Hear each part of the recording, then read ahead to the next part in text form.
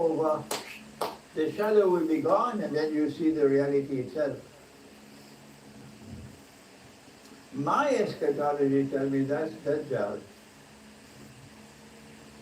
But I don't want you to accept my views until you have done some thinking of your own. And you have come to the conclusion that I have come to. Otherwise, such students are a danger to me, who simply accept everything I say. You are a danger to me. I want you to think. And in the hadith of Tamim al-Dari, our Prophet said the same thing. Alayhi salatu wasalam. That when the Dajjal is released, he will live for 40 days on earth. 40, not mathematical 40. One day like a year, first part. One day like a month, second part.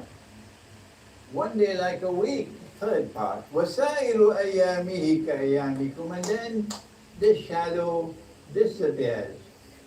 And his day is like our day. He will be in our world of space and time.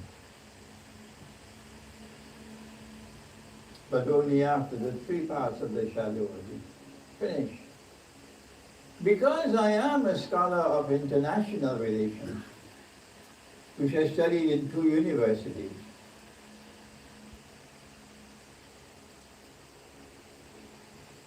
and I know that Dajjal wants to rule the world from Jerusalem because he wants to impersonate the true Messiah. And our prophet said that the true Messiah, when he returns, we're going to rule the world. Hakim al-Adil, a just ruler. So if the Dajjal is to rule the world eventually, it means that he must have political control over the world. That he must have economic control over the world. And economic control requires also monetary control over the world.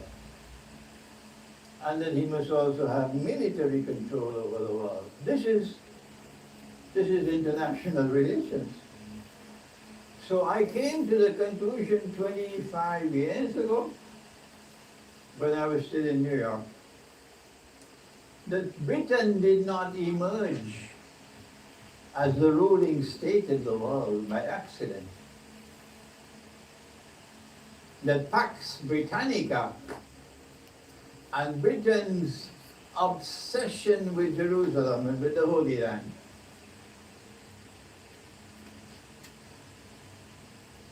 implied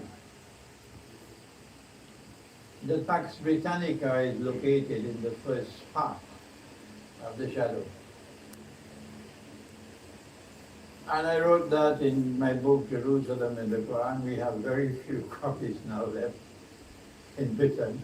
I don't know how many we have there in the back. Pax Britannica is the first part of the shadow, and I wrote Jerusalem in the Quran to say that 20 years ago. And then I noticed that the United States of America replaced Britain as the ruling state in the world. And I said, it didn't happen by accident. The United States didn't simply fall out of the sky, but rather this is the transition from part 1 to part 2. And so Pax Americana is the second stage of the shadow.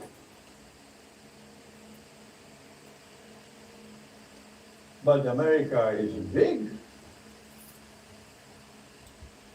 And America is surrounded by water, and by Canada at the top, and Mexico at the bottom, but they don't know how to handle Mexico, so they're safe. They're safe. You can't attack the United States. Who has attacked the United States in 200 years? And Britain is surrounded by water. And before the age of the aircraft, the only way you could attack Britain is if you had a very powerful navy. And Pax Britannica was unique in that Britain had the most powerful naval force in the world, and no combination of rivals could challenge it. That's why one of the reasons for the First World War was to tell Germany, you cannot challenge our dominance as a naval power. But biological warfare now becomes important. In Akhir al-Zamān, why? Do I need to continue the lecture? The intelligent people already know where the lecture is going. You already know. Yes. Then the third stage of the shadow will witness a transition from Pax Americana to Pax Judaica. This was written 20 years ago in Jerusalem in the Quran. 20 years ago. But while Britain was immune, so long as you didn't have aircraft, and the United States was immune from warfare, you can't attack the United States. They're so big, they're surrounded by water, they have Canada at the front, and they can handle Mexico. Something called the Monroe Doctrine. We will not allow any government, any state to intervene in Latin America which threatens our interests. The Monroe Doctrine. But when you have the passage to Pax Judaica, something different is coming out. Completely different. Israel is very small. And Israel is surrounded all around by those who hate and despise it. And the prophecies which have come from the prophets are that Israel is going one day to perish. So how can Israel survive? There are two possibilities. The first is that Israel must expand and become as big as the United States. Or the other is that the world must become much, much smaller. Which one will it? Which one will it be? Is Israel going to expand and become as big as the United States? Or is the world going to shrink and become much smaller? The answer is, this is my view. You don't have to accept my view at all. My view is that the world is going to become much, much smaller. So it becomes manageable for Israel.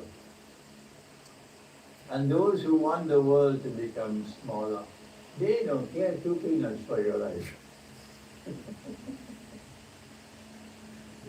No, they don't care two peanuts for the billions who will die. No, they don't care for you.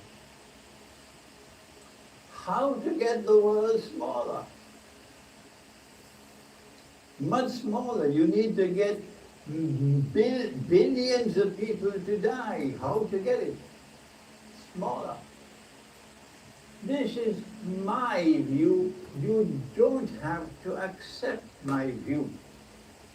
So don't come after me after the lecture. If you differ with me, I am okay with that. But you must tell me, how is the world going to become smaller? One way, of course, is warfare. And that is weapons of mass destruction, nuclear warfare. And the other way, the safer way, the easier way, the way which leaves no nasty footprints, is biological warfare.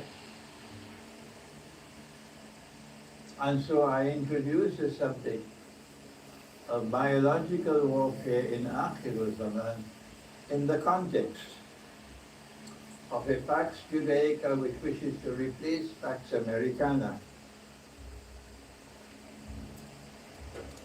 and the predicament of an Israel which is small and surrounded at all sides by those who hate that country. Is this the biological warfare which will reduce the world's population substantially? Is this it? Only some people can answer that, not me, and not you. We're now facing a virus for the last